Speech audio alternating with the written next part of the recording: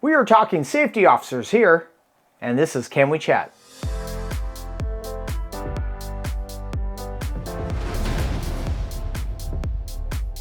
This podcast has been made possible by our sponsor, the channel super subscribers, growing our channel since 2023. What's up? My name is Paul G, Chief Safety Officer for the IDPA, helping you elevate your shooting skills safely and accurately. This channel will help you clarify IDPA rules, shooting techniques, and keep you updated on the newest gear and what's going on in the shooting community. If you're new here, consider subscribing.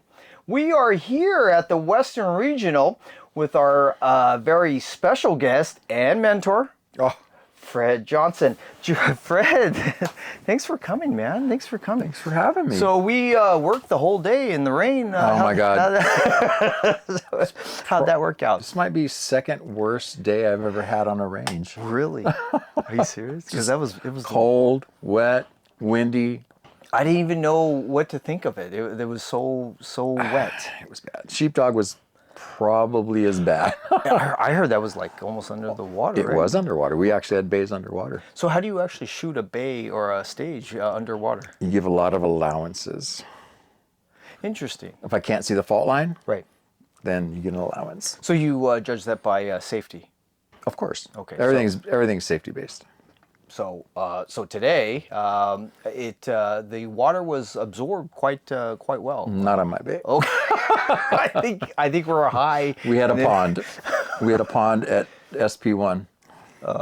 Unfortunately, I think we DQ'd two guys. Ouch. You didn't have to run into anything like that. I did not. But my stage was pretty straightforward. What was it like?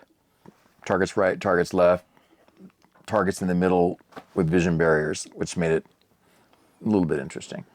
But no place to really DQ. Okay. Any controversy over there? No. Rules wise? People got to remember the order they got to shoot in. So I'm going to have to give a master guy a P. Which is the worst? Because he shot the far target second. So he was kind of upset at himself because when he said, "What, P?" And I go, "Well, you shot the out of order." And he's like, "Ah!" You know. So what's the best technique of actually giving somebody a P? Non-evasively? Depends. Okay. Depends. What's the best way do you recommend giving a P to somebody? I like to compliment them first. Okay. Right? Like, okay. That was really good, except you got a PE. Are you serious? Oh, yeah. You compliment them first? Yes. Because then they're like, "Oh, great." And then you dump the PE on them. That is genius. It's kind of like when you get a ticket and they, yeah. It's kind of like that. I got to teach that to Anthony Como. It's just tell them they did a good job, and then drop, except for the P. Anthony just likes to. I know, he's like, P! I know. And he lets the bays, two bays to the right, two bays to the left know about it. So. Which is an okay technique. It works. But if the guys, generally, most people either know they got the PE or they're completely oblivious to it. Right. And so if you just say, 32-41 and a PE, and they're like, "Yeah, I got it." But if the guys, and I know when they're oblivious to it. Yeah. And then they're like, "What?" Especially the master guys, they're the biggest. Oh, they're the biggest. yeah. They're the biggest babies. Yeah. Well, I mean, especially when it's raining and it's cold outside. Oh yeah, nothing's going right. Oh, yeah. And then So I know that Anthony Como, he called a P on somebody, and they just lost their mind. Well, they just want a full-on explanation of it, and I'm like, we got to just keep on going. And you can talk to them later, or you bring them back to me, right? So. But it was a lot of people were kind of short on the. Did you throw a lot of PEs on your stage?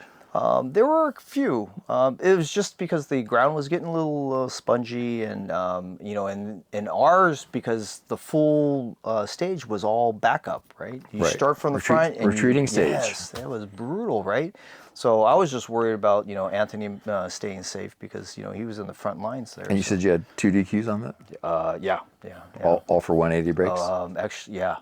They turned left and not right. Yeah. Right, and then the other gentleman came a little wide around the corner. If I was estimating, I'd say probably 90% of all DQs are 180 breaks. I would agree. Yeah, absolutely. And that was our. So I sat there and I looked at it, and the first thing I looked at Ryan, I go, why? What? Why? So he goes, well, I know you can take it. I'm like, no, Fred can take it. I can't take it. He gave me the easiest stage, I think, except for the standards. Oh, no, I wanted the standards. It's probably the easiest stage in the chrono, match. Man. I mean, just move right, move left, shoot in the middle. I mean, I gave a lot of P's, though. I was surprised. What do you think about the staff? What about your support group? You had a bunch of SOs with you. I had good guys. Chris Shooping I've worked with before. Yeah. And he just became a CSO. Mike I had not worked with before, and he's an SO.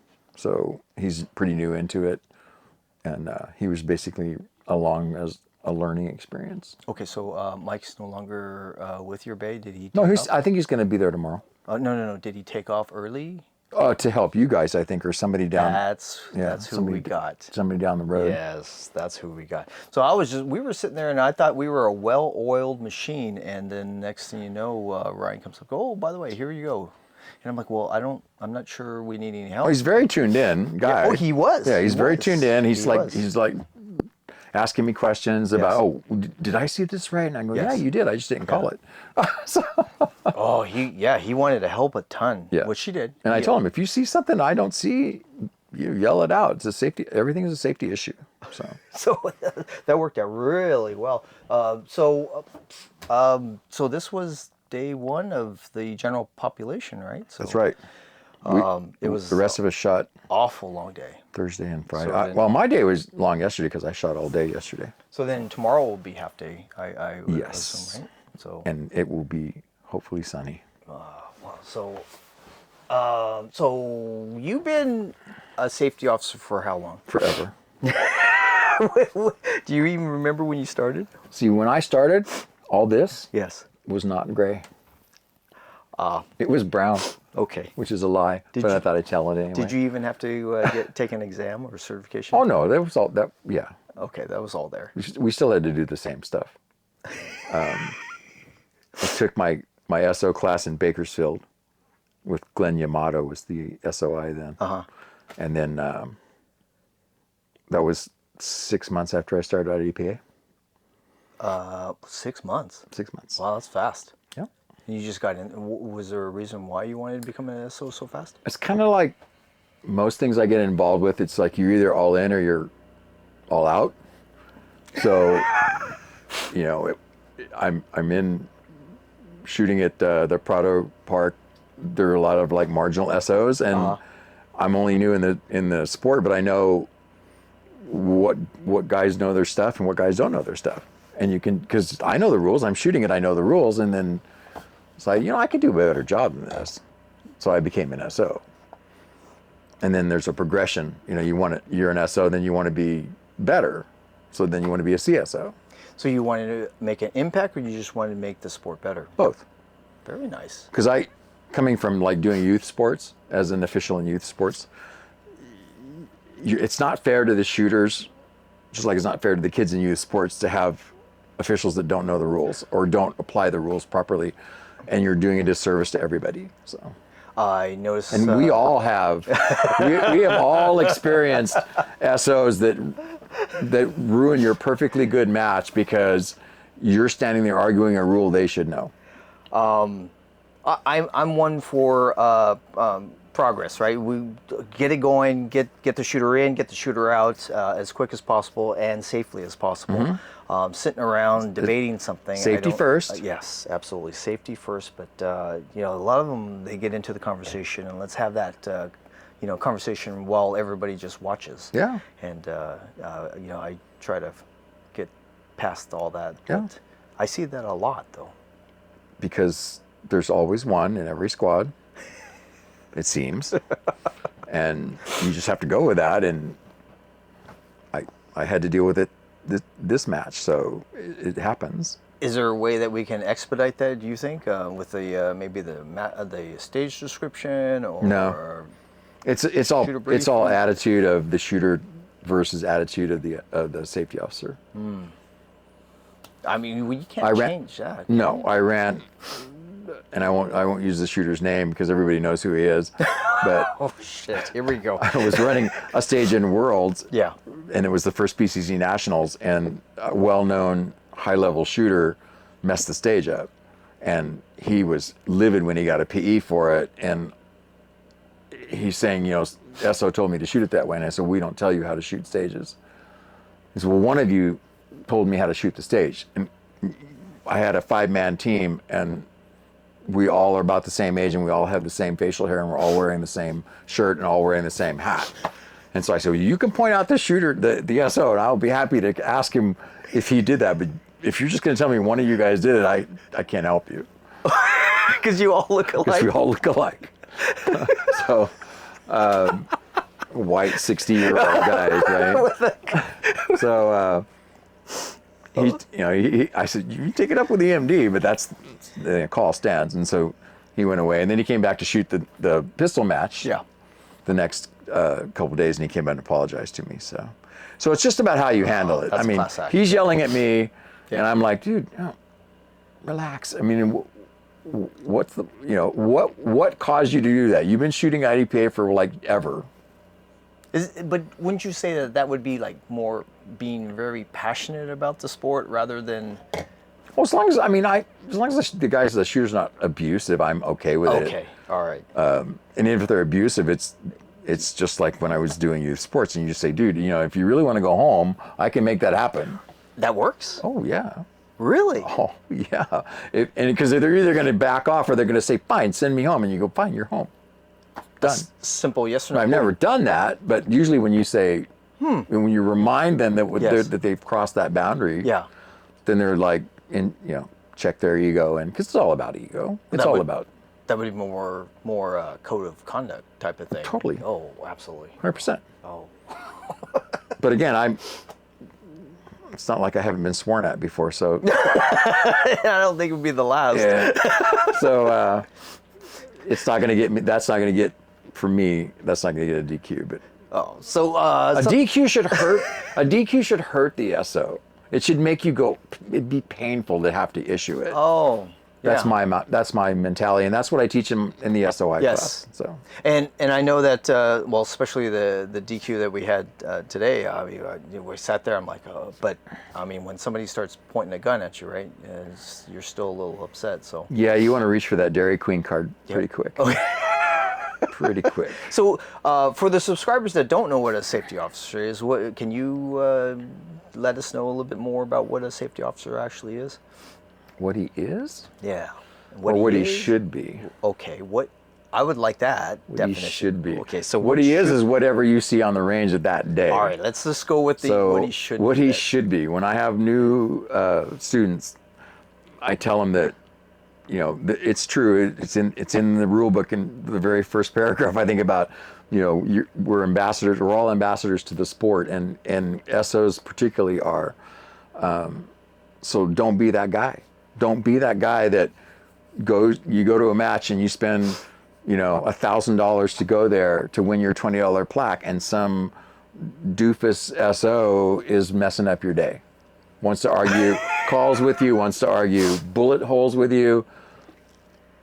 And when I run my own match, I tell my SOs, don't get in arguments with these guys about points down and all that.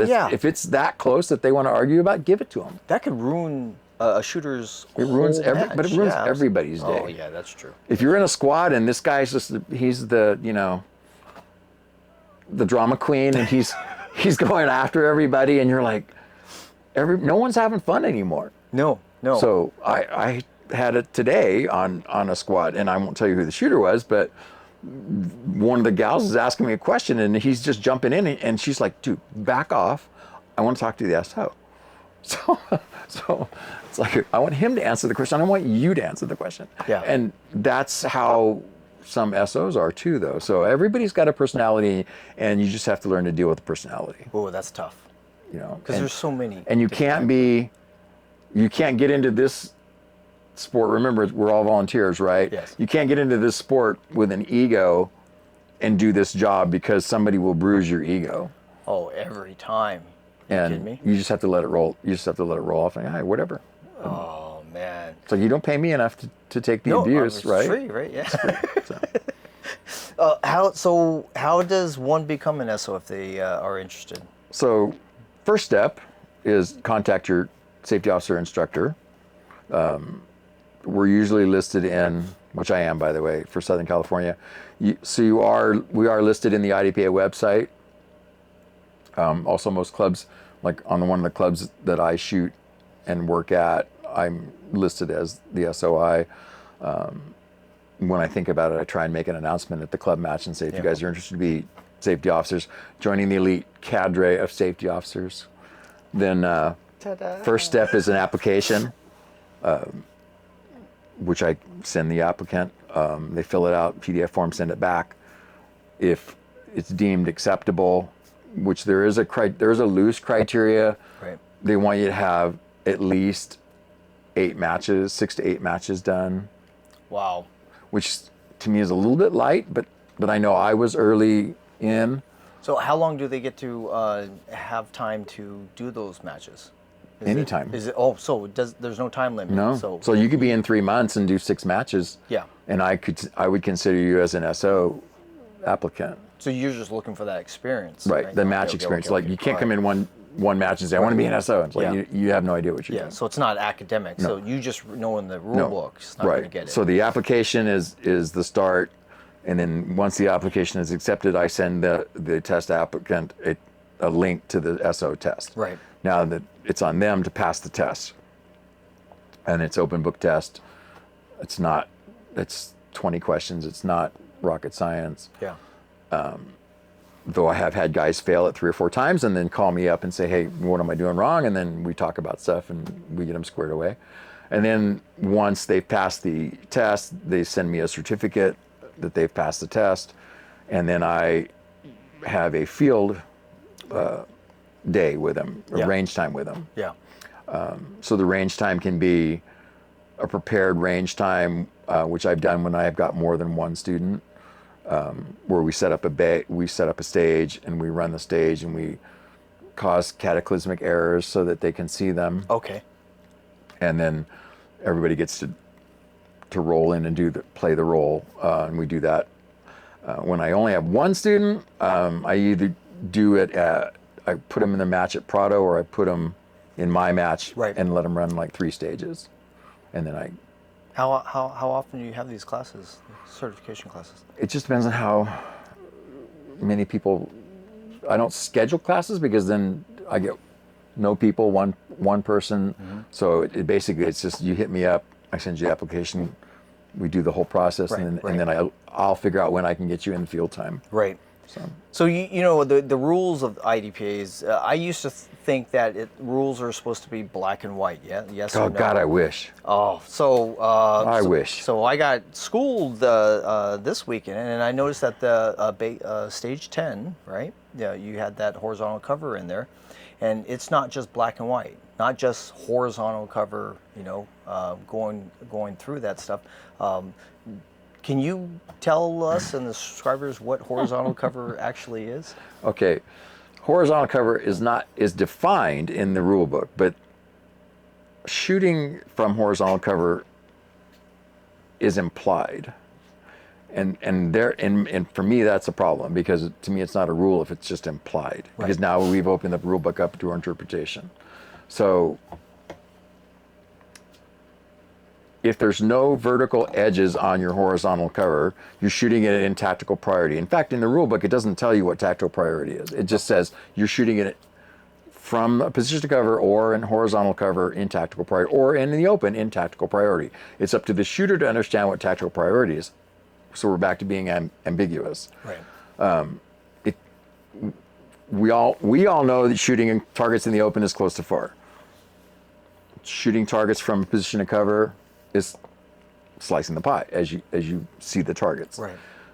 The confusion comes in when we've got a horizontal cover position with vertical edges.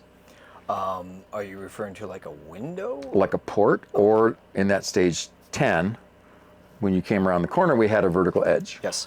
So now you can make a choice, and you could shoot vertical cover or horizontal cover, but then this is my problem with it, is you have to now choose.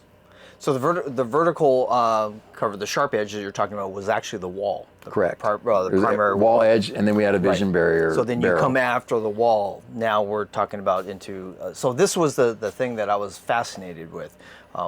So you have one cover, but if you step forward, you're out of that cover now, and now you're forced to go with the horizontal cover. So now you are in horizontal cover. And now with that, it comes with other consequences. Well, and advantages. Advantages. Okay. Horizontal cover allows you to reload in front of the horizontal cover.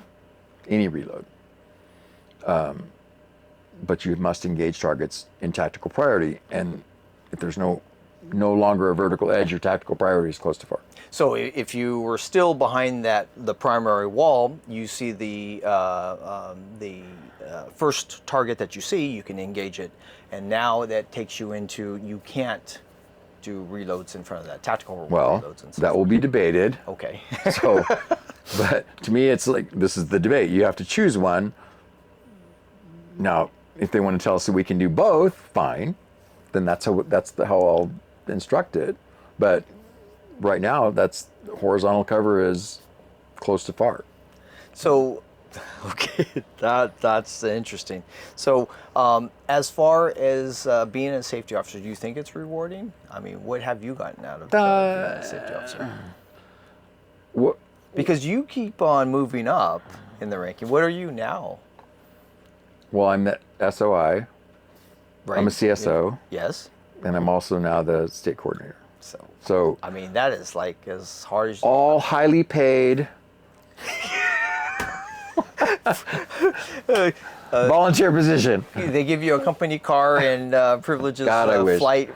Highly paid volunteer position. Oh man. No, so you basically if you want to do this, you're doing it because you like the sport, Right. And you want the sport to be better. That's how I look at it. Oh, I want yes. the sport to be better, and it's better if the people running it are better, right? The match, like all of us that come out and do these matches, it's not going to happen without us. No, it won't. You show up with a bunch of guys that don't know rules, and that match goes to hell fast. Yes. So it makes it a better sport if everybody knows the rules, if everybody applies them the same way, and if you like what you're doing. And I do like it when I SO. I do enjoy it. So you, the subscribers out there that are competent shooters, and this is what I'm begging you, I'm pleading to you guys, consider being a safety officer and volunteer and try to give back to the community, make it stronger, better, and so forth, right? So You don't even have to be a high-level shooter. I mean, some of the best SOs I know are sharpshooters. They're not master. In fact, you will be hard-pressed to find a lot of master shooters being CSOs. well, that would be me, because since I'm just a marksman. Shut up. Hitting bug, right? Shut up. I'm still working on it. That is the hardest division to get out of. I know. How do I get out of that? I just classify to get out of that, right? Do you mean out of marksman? Yeah. Yeah. Oh my God. I made guys that are shooting against me shoot. When I the classified, classifier. I'm like 2, man. And I was trying my best, and so that was when I was first. I definitely got to classify again. So so the next video that we have coming, I mean, we have the huge interview with Ryan and Fred Mowry. That's coming up next. So you guys should stay tuned for that. I know that this conversation just can go on and on and on. I know you're busy, so thank you so much for tuning in to Can We Chat. Please consider being a part of our shooting community, building relationships around safe gun practice and IDPA competition. My name is Paul G, and this is Fred Johnson. Be safe, and we shall see you on the range. Like, share, subscribe.